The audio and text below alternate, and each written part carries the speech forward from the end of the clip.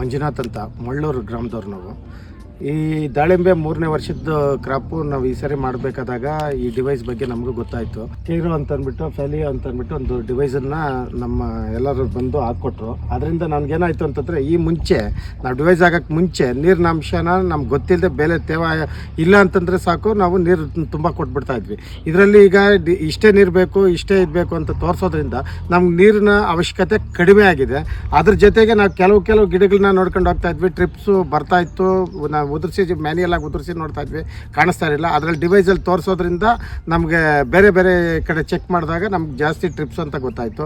ಅದರಿಂದನೂ ನಮಗೆ ಉಪಯೋಗ ಆಯಿತು. ಮತ್ತು ಈ ಬ್ಲೈಟು ನಮ್ಮ ತೋಟದಲ್ಲಿ ಇಲ್ಲೇ ಇಲ್ಲ ಅಂತ ಅಂದ್ಕೊಂಡಿದ್ವಿ. ಅದರಲ್ಲಿ ಯಾವುದೋ ತೋರಿಸ್ತು. ಅದಾದಮೇಲೆ ಎಲ್ಲ ಗಿಡ ಪ್ರತಿಯೊಂದು ಗಿಡನ ಚೆಕ್ ಮಾಡಿದಾಗ ಒಂದು 2 ಗಿಡದಲ್ಲಿ ನಮಗೆ ಆ ಬ್ಲೈಟು ಕೂಡ ಕಾಣಿಸ್ತು.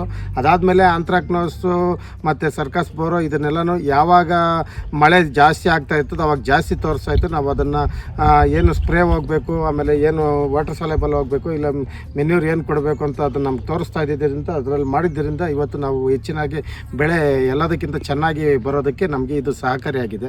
ಎಲ್ಲರೂ ಉಪಯೋಗಿಸ್ಕೊಂಡ್ರೆ ತುಂಬ ಒಳ್ಳೆಯದಾಗ್ತದೆ. ನಾವು ಗೊಬ್ಬರ ಯಥೇಚ್ಛವಾಗಿ ನಮ್ಗೆ ಮನಸ್ಸು ಬಂದಂಗೆ ಆಗ್ತಾ ಇದ್ವಿ. ಅದರಲ್ಲಿ ಆ ಡಿವೈಸಲ್ಲಿ ನಮ್ಗೆ ಇದೇ ರೀತಿ ಬೇಕು, ಗೊಬ್ಬರ ಇದೇ ರೀತಿ ಈ ಟೈಮ್ ಕೊಡಬೇಕು ಅಂತ ಅದು ಡಿವೈಸಲ್ಲಿ ತೋರಿಸ್ತಾ ಇತ್ತು.